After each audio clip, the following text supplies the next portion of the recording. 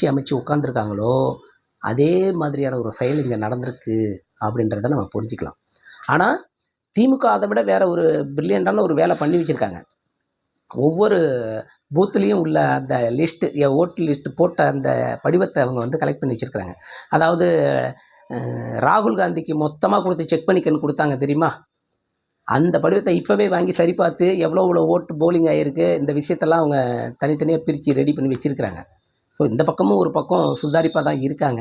அதெல்லாம் வச்சு பார்க்கக்குள்ள இங்கே எதுவும் நடந்துட முடியாது, அந்த மாதிரி தப்பு நடந்துட முடியாது அப்படின்ற ஒரு சின்ன நம்பிக்கை தான்.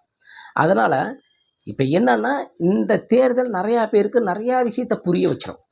என்னென்ன புரிய வைக்கணும்னா, சீமானுக்கு சில விஷயங்கள் புரிய வைக்கும். நம்ம மேடை பேச்சில் அநாகரிகமாக பேசுனது, மக்களை கேவலமாக நடத்துனது, இந்த விஷயங்கள்லாம் தப்புன்றதை சீமானுக்கு புரிய வைக்கும்.